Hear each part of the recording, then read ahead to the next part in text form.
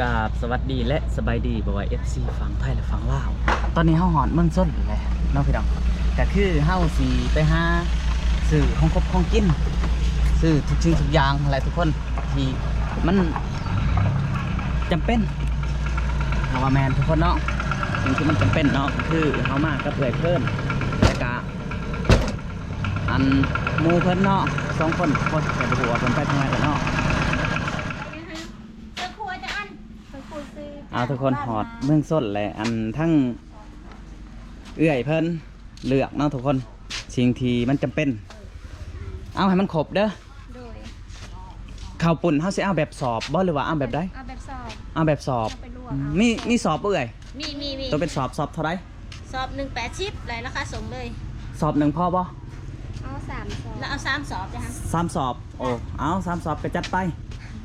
พอดีของเจ้านี่เป็น1,186,000แม่พ่อแม่แล้วแต่ทั้งเอื้อยเพิ่นเนาะทุกคนเพราะว่าคนมันลายเนาะกินอันโดยเพิ่นมากก็อยากให้อิ่มเนาะทุกคนเนาะก็คือเฮาจะซื้อน้ำกะทิแล้วก็น้ำต้มน้ำตาล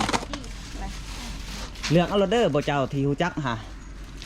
ก็คือทางเฮากับบ่จักเนาะทุกคนอันเครื่องเห็ดเห็ดหวานแล้วก็ข้าวปอกข้าวปุ่นเนาะเฮาจะบ่จัก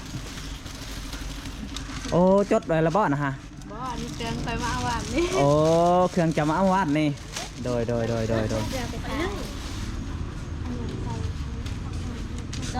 6 7กะทิเอา7เนาะโดยหวานจักทงอันนี้หันหวานนี่หวาน10 ทงจ้ะ10 ทงน่าจะพออยู่10 ทงเนาะเพราะว่าบัตรมันหม่างจังหน่อยอุ้ยแม่นมันลายได้อยู่3หมอโดยเอ้าไฟดับ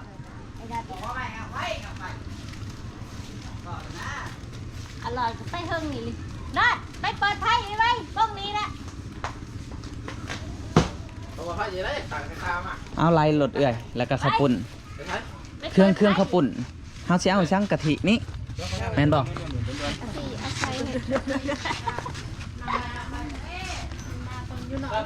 ฮะมันต้องจะเห็นไม้มันต้องอยู่เนาะแมนอยู่เนาะ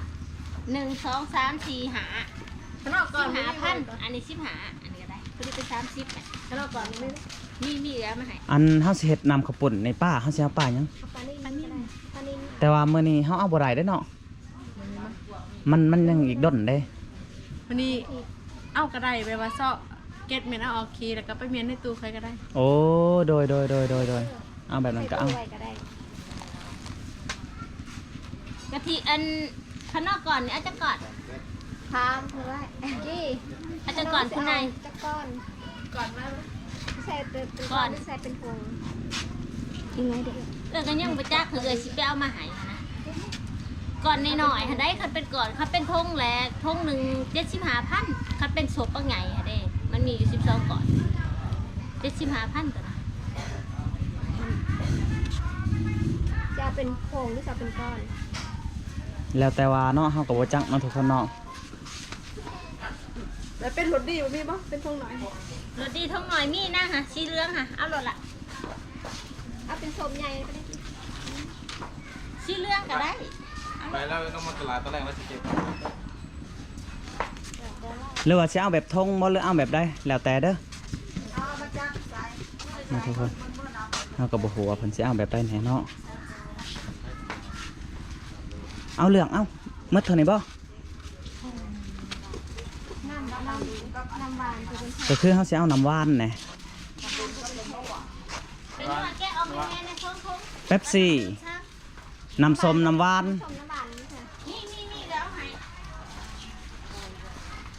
เอาแพ็คน้อยบ่กี้เอาตุกใหญ่หรือเป็นยังเอาตัวใหญ่หลอดให้เพิ่นยินกินเนาะเอาแพ็คนึงยังแพ็คหนึ่งน้ำหวานโอ้เป็นแพ็คมือจะควรเอาเป็นแพ็คนึงให้เขาผสมให้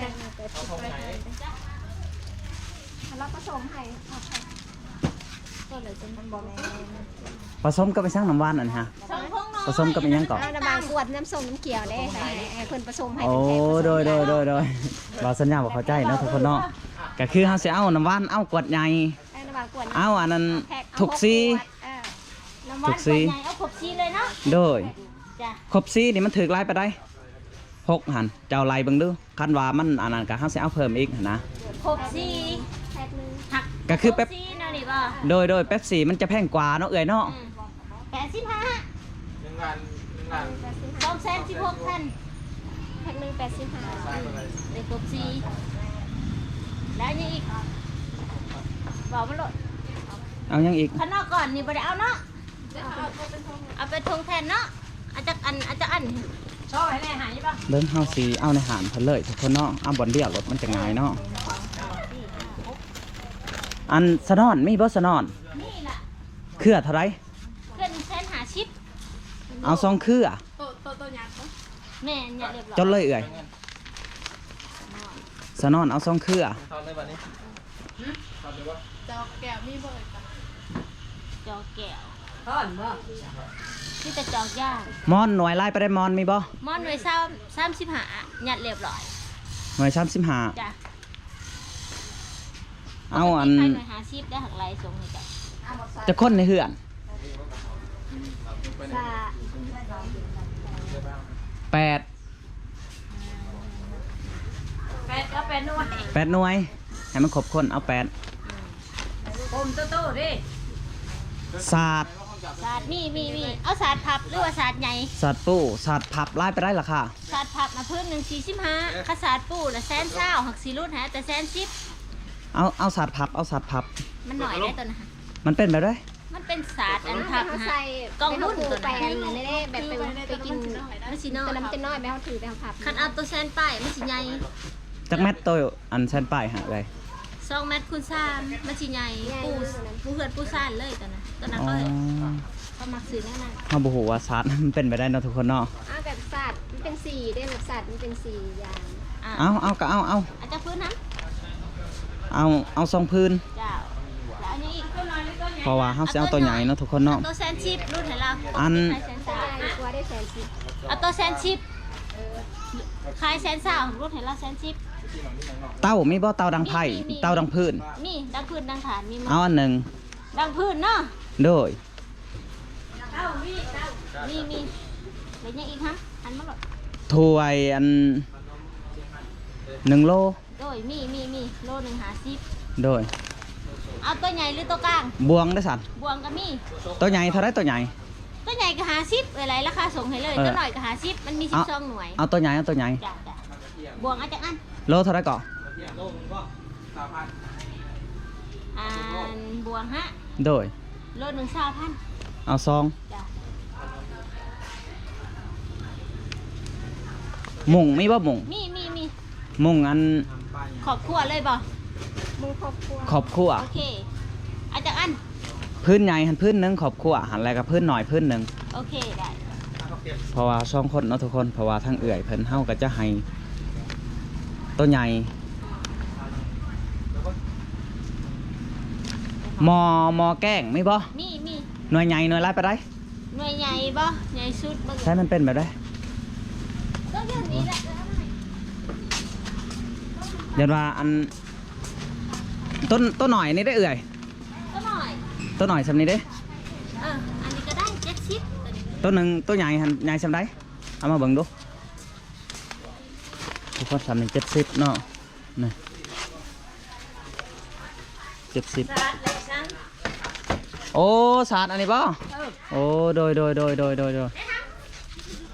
อันนี้ เห็ดอยู่เห็ดกิน เท่าไหร่เอ่ยนี่ ตัวนี้150มักสิรูดหาแต่130 โด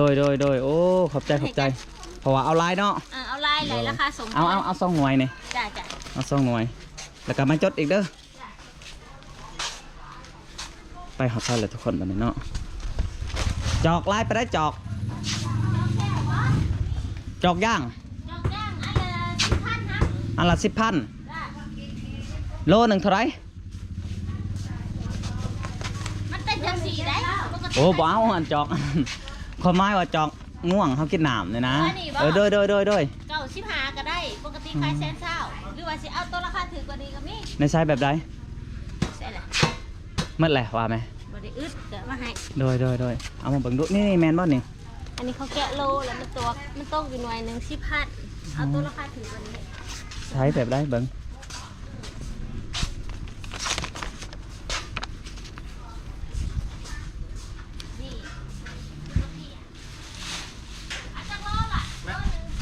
โล พันกีบ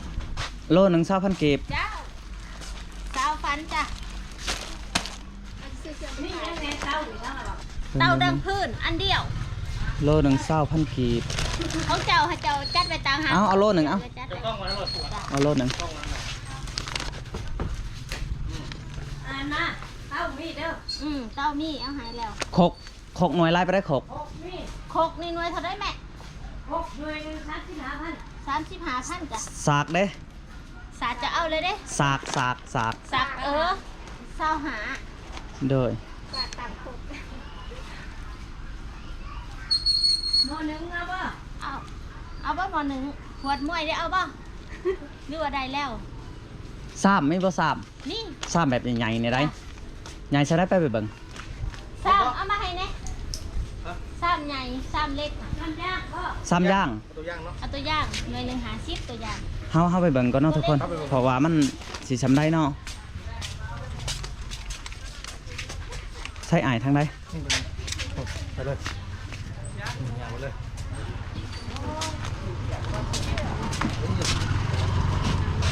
นี่นี่ เอาไป โอ้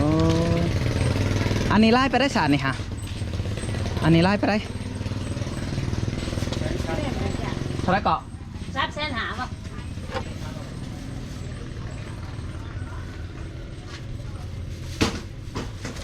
ตัวนี้น่าจะดีเนาะทุกคน แต่ว่าเฮาต้องให้เพิ่นไล่เงินเบิ่งก่อน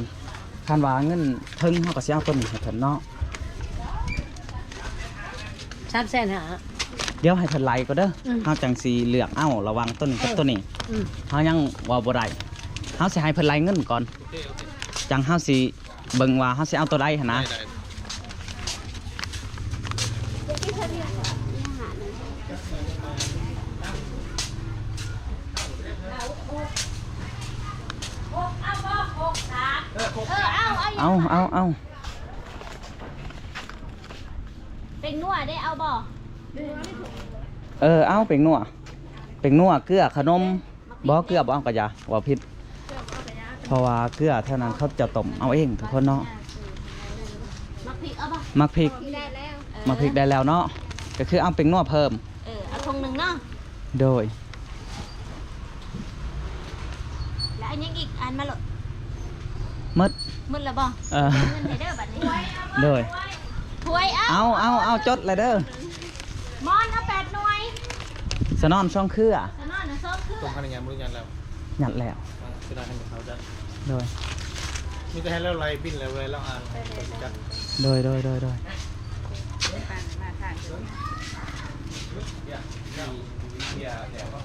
นี่เงินแล้วจะใส่ละจ้า ให้เพันไหลก็เนาะทุกคนเนาะน้ำเป๊ปซี่หันจดเลยเอื่อย อันบ่ได้เอาน้ำเป๊ปซี่เอาน้ำหวานคนซีเด้ มีจักซี่มีหกบ่มีหาแล้ววะ หาซี กะเอาหกถึงเป๊ปซี่ เป๊ปซี่ผัดบ่ได้แก้ค่ายตัวน่ะ คือคนจะค่ายเบียด เป็นแพ็คได เอาเป็นแพ็คเลยบ่ เป็นแพ็คเหมือนหันเลยได จ้าเอาตัวใหญ่เนาะ โดยตัวใหญ่เป็นแพ็คหมดเลย จ้า โอ้แสดงว่าเอื่อยเป้าอันตุกนิดเดียวเอามันได้สิ แพ็คนึงแพ็คนึงมี6ขวด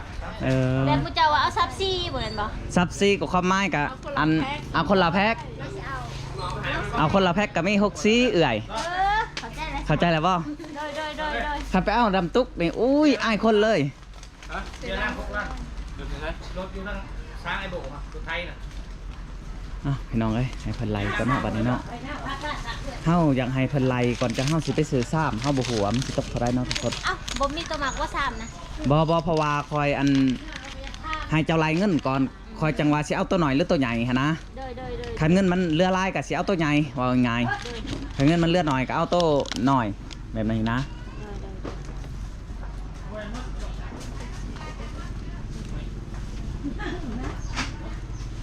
ก็คือเครื่องคองเรายังจับนะทุกคนเนาะอันนี้ขกสาก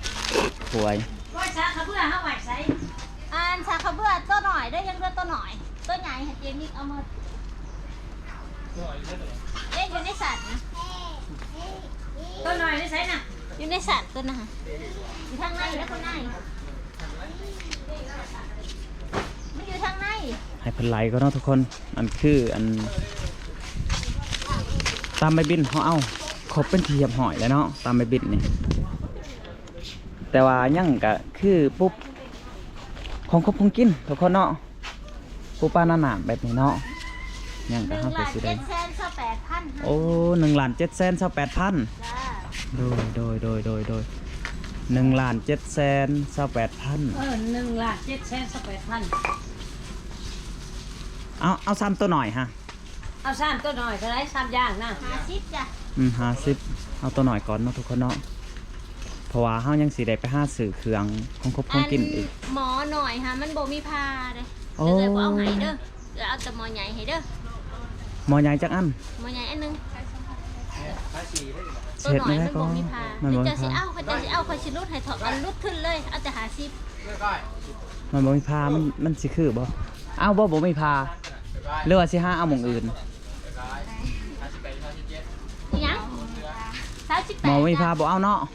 โดยบ่เอาเอาอันเดียวหั่นแหละเอ้ย จ้า โบ32มันมีพาควันบ่ขึ้นนี่หรือว่าบ่มีอันนี้เฮากะ แปลงผ้าควันธรรมดา โอ้สอบถามเพิ่นทุกคนเนาะเพราะว่าหีดไผหีดมันเอาง่ายๆหีดไผหีดมันเฮาบ่ฮู้ มีแต่แบบเขาเห็ดควันธรรมดาแบบ อ๋อ ไก่ธรรมดา โดย ธรรมดาที่เขาบริเหตุของเขาควัน ธรรมดาซื่อๆเนาะ มด8หน่วยบ่ก่อยเจ้า โดย มด8หน่วยแม่ โดย พอดี1ล้าน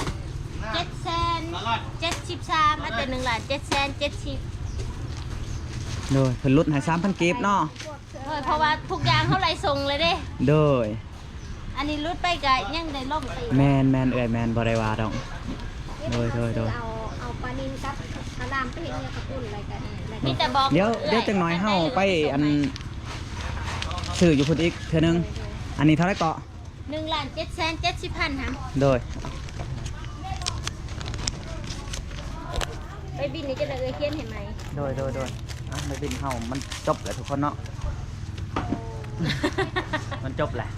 ตัวเป็น2อีกช่างซื้อตัวฮะ สัญญาที่เมืองสดนี่ สัญญาที่มันสด โดย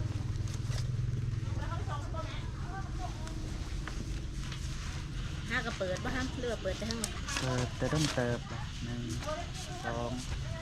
3 4 นั่น6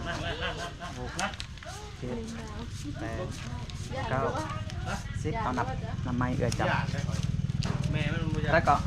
1ล้าน770,000 ย่างโดนซะแล้ว 1 2 3 ย่างตอนบอกว่า 4 5 ฮะ 6 7 8 9 นับอีก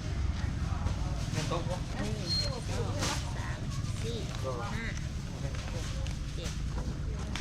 8ทอนอยู่30นะครับเนาะเดินหนักให้บ้าง ทำ30 40ก็ดีเอื้อย 3 4 เอาทุกคน 5 7 8 อ้าวเป็นยังไผ่นี่ ไผ่มันตัดได้เวลาเขาใส่ไผ่ลายพอเขาใส่สายเดี่ยวกันนะนะ โดย ย่ำหอนมันจะตัด มันจะตัดเนาะ อืม มีแต่ห้าวกาสิค้นเครื่องไปคนแหละทุกคนอยู่รถเนาะ แต่ว่า บอกนี่ อื บอก ม โดนแล้วให้เราอัน เบิ่งสิบอกเฮาสิไปหาสื่ออันพวกกะลำพวกอันนั้น โดย ไปก่อนเนาะเพราะว่าอันบอกเพิ่นก่อนถ้าเพิ่นมากครับจังสิบอกพวกเพิ่นก็ได้ทันได้หะยังไปบอกเลย บอกรถแล้ว ทางอ้ายเพิ่น ปกติทอด30ทอดให้เจ้า40 โอ้เอาหยอกตั้งไอรี่บ่เอื่อยนี่โอ้ขอบใจหลายๆเอื่อยเพิ่นมีน้ำใจทุกคนเนาะโอ้หยอกตั้งไอรี่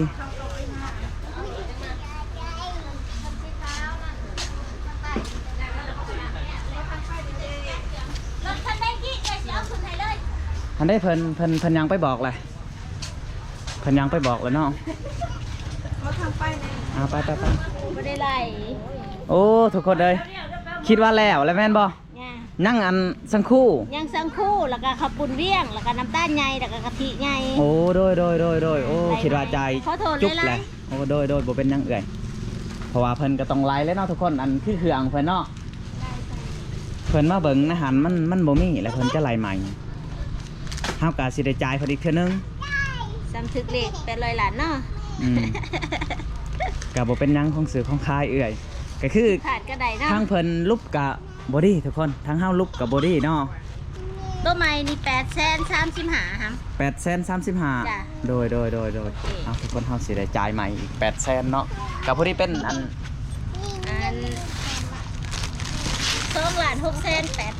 2,608,000โดยจ่ายใหม่อีก8เนาะ จ้า835,000 3 5 6 7 8ครบบ่ ยังอยู่35,000 ยัง35ใช่เจ้าให้ข่อย40กินนี่เนาะ จ้า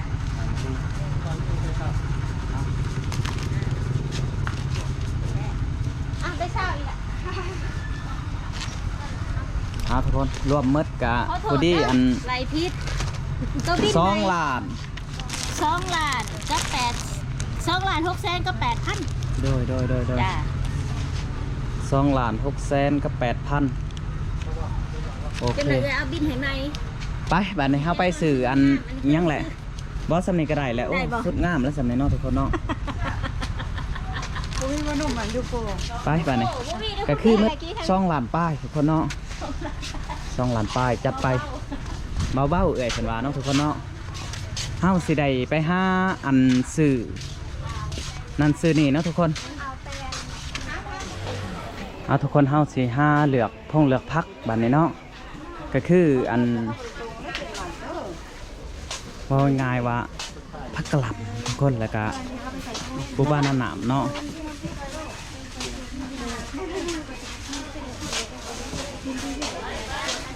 โอ้สบายดีไหมคะมื้อนี้ยืมธงอีกเด้อมื้อนี้ ได้ ได้เนาะยืมธงเพิ่นเรื่อยๆเด้อทุกคนเด้อเอายังปลานิ่นอ๋อโดย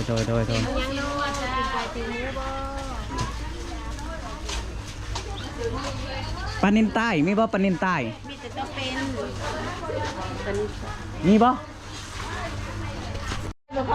บ่เอาตัวเป็นหั่นแล้วแต่ว่าเพิ่นสิซื้ออันเอาในคลิปจะซื้อโอ้ตัวนี้ใต้เนาะ เอาตัวซ่า เขาจะเอาปลาใต้ทุกคนเนาะแต่ว่าปลาเป็นเขาจะบอกเอาจากโต้เอื่อย จักโล5โลของสาวผัด 5 โล เอาอยู่ประมาณ6โต6 6โตโต้โดยเขาจะเอาแต่ปลาใต้เนาะทุกคนเนาะแล้วก็สื่ออันอื่นอีกเขาจะเอาแต่ตัวใต้เนาะทุกคนเนาะก็คือปลา6 โต้เขาเอาแล้วก็ที่เรือก็สิเอายังเกาะกะหล่ำบ่กะหล่ำสิเอาในไร เอาเป็นมื้อนะเอาเป็นมื้อเอาเป็นมื้อนะเอาเครื่องนึง ครึ่งหนึ่งเท่าไรบ่แม่ เครื่องนึง75 ครึ่งหนึ่ง75เอาครึ่งหนึ่งอันของครบของกินอันคือเป็นหวานเนาะทุกคนกะครบหมันแหละเนาะเอื่อยเนาะครบหมันแล้วเฮาจะเอาแต่อัน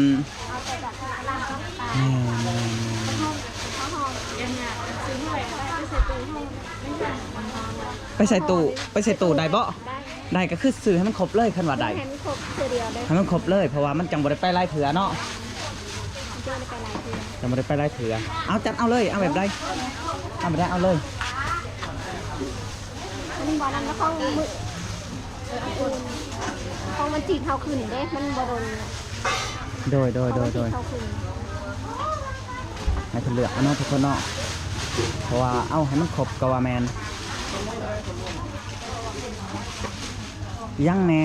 โตะที่ใช้ได้ว่าง่ายๆอันเฮาอยากถามแน่บ่เอื่อยอัน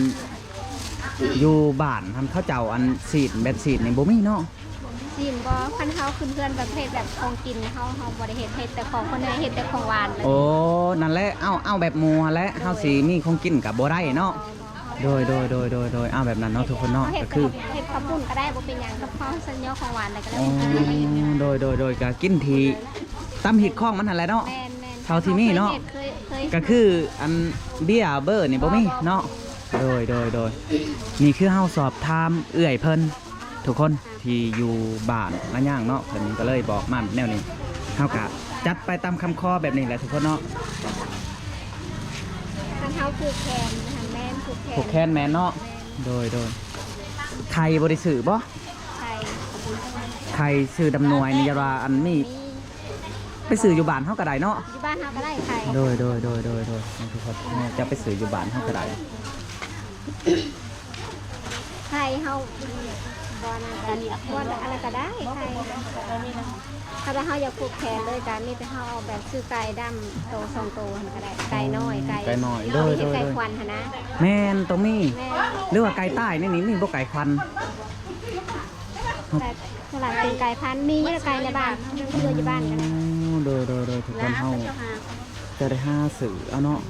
เพราะว่าในตลาดบ่มีไก่ใต้ทุกคนเฮาต้องได้เฮ็ดทำพิธีอยู่แล้วอันนั้นเนาะ แม่นไก่เฮาซื้อเอา2 ตัวก็พอแล้วก็เห็ดไก่มาใส่กระตุก โดย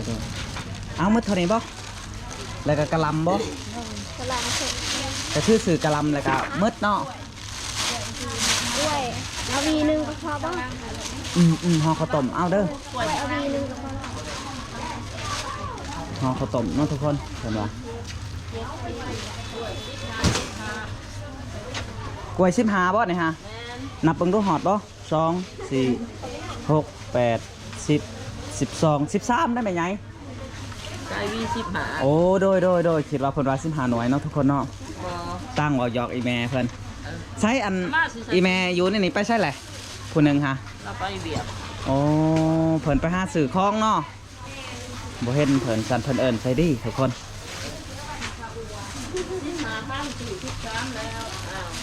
โอเค15,000ทุกคน เดี๋ยวเฮาหายได้ไหมเด้อเฮาถ่าไรในนี่ก่อนมันบ่มีเงินหน่อย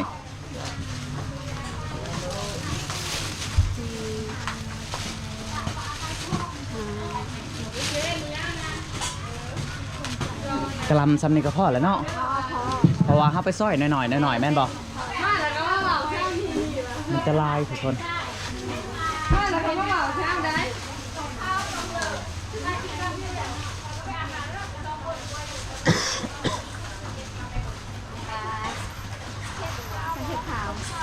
เฮ็ดนางฟ้าเฮ็ดนางฟ้าแต่ว่านี่ ตัวนี้ต้องฝาตัวนี้ขาว เฮ็ดข้าวในคอนในคอนแบบในโขกนี่เลย ส่วนแถวนั้น แต่ส่วนเนาะน่าจะเพิ่นปลูกเนาะมันเกิดเองมันมากใหม่บ่ได้เอ้าบ่มากใหม่มาใหม่มาสูตรมาใหม่ โอ้อันเอามากใหม่ให้ในเกายาง เอาจับสูตร สุดเดียว ไก่ได้โลนึง ใกล้ก็เอาแล้วเกายางสิเฮ็ดได้ซะ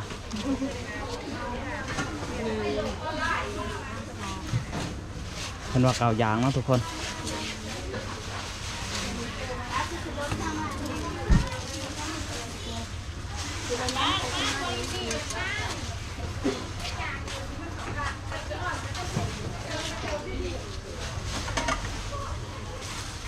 เขาได้มาเกี่ยงนี่ลูกเลย ก็40เอาตัวนี้ อันนี้คือกัน เพิ่นจะเลือกเอ้าเกายางทุกคนเนาะก็คือตามที่เฮาต้องการเนาะ ราคาต้อง30ค่ะ โลป้ายแล้วเนาะ ลงไปเลยก็เหมือนซองเลยเนาะ เอา มันจะลาย แมน เด็กซองไม่มีตัวนี้ แม่ขาในอันโหขนาดเนาะตัดแปดในซ้ำเขาเจ้าค่ายอันสีเนาะเพิ่นจะถือเลยทุกคน2 โลนี่เท่าไรก็80,000โดยเอาทุกคนเฮาสิได้จ่ายเงินในราคาถึงก่อนเนาะถึง80,000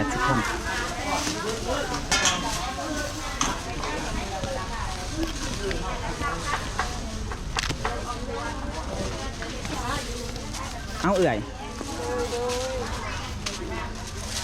เอิญเพิ่นเอื่อยเนาะทุกคนเพิ่นใหญ่กว่าเขาเนาะ 30เหรอ ฮะยัง30 ผมมียังเงินทอน3,000กับได้ อ๋อครบบ่นี่ฮะบ่ครบเนาะเพิ่นหู หู มุก แล้ว เพิ่นหูมุกเฮาดีเนาะทุกคนเนาะเพราะว่าเฮาเคยเว้าแบบนี้ไปได้ครบแล้ว มา560ลูก 560โอ้ติดหนี้ได้ป่ะแม่ ได้ ได้เนาะอันโอ้และอันค่ายเขานะแซงปีหนาเด้อ ได้ มีแต่คนเองทุกคนเนาะ560 100,000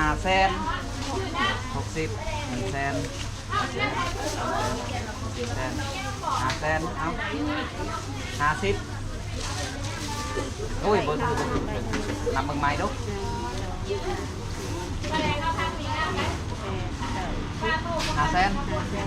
50เด้อก็ว่า50 70เนาะครบบ่ครบแล้วเนาะเคยแม่กับลูกสิครบมันบ่แม่นแนวตั้งออกหยอกคนทุกคนเนาะอัน รับด้วย โอ้โดยซาถูก เครื่อง แม่ แกลูก อันนี้บ่แม่นบ่นี่บ่แม่นได้นี่ได้โอ้ มากวนแล้วจ้า ยัง ไปหาเราบัด เอาอีแม่มากล้วยนี่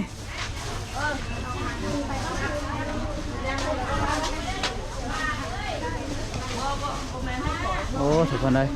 ครบแล้วบัดนี้น่าจะครบเนาะ15บ่แม่ 15 เบิ่งดูนี่ครบเนาะ ครบ โอ้ครบด้วยแม่ด้วยไปบัดนี้ครบแล้วบัดนี้เนาะ ขอบใจเด้อ นาเจ้าพ่อทุกคนบัดนี้เฮาก็สิได้กลับจากเมืองส้นไปบัดนี้เอาทุกคนไปเบิ่งอยู่รถเนาะว่าอันเฮาซื้อยังใส่ยังไงเนาะเอาทุกคนหลังจากซื้อของเขาผมกินแล้วเนาะหรือว่าซื้ออันนำข้าวปอกข้าวปุ้นเป็นผักกะหล่ำขะลำเนาะและเพิ่นอยากได้ซึ่งอีกทุกคนทำสิทำต่อเนาะ ตัวเย็นคล้าย15 เมื่อไหร่ทางไปด้วย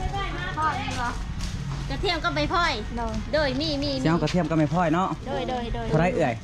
อันไม่พ่อยเอาแต่20,000ผักเทียมเอาจะพันเอามาให้เขาเจ้า425,000 จดหมายฉบับสุดท้ายบ่เนี่ย ตัวหนังสือกะงามในน้อยนึง งามเนาะทุกคนเนาะเอา ผักเทียมเอาจะพันผักเทียม โลไลฟ์ไปได้ผักเทียม โลนึง40จ้ะ เอาเป็นโลหั่นแหละ โดย เพราะว่าเพิ่นอยากใส่หันใส่นิดหน่อยเนาะ ไปเอามาเนี่ย ข้าวปอกข้าวปุ้น ทุกนึง รวมเป็นเงินพอดีเป็น60 โดย แม่นบ่รถไล่ลิทุกคนเอ้ยอยู่เมืองชนก็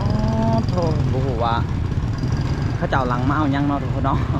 ก็คือบ่าวสัญญาเนี่ยเลยหลังมาเนาะทุกคนเพราะว่ามันฮอดเทศกาลปีใหม่เนาะเขาเจ้าจะมาแต่ไทยไล่ทุกคนเนาะสนามมันไวอยู่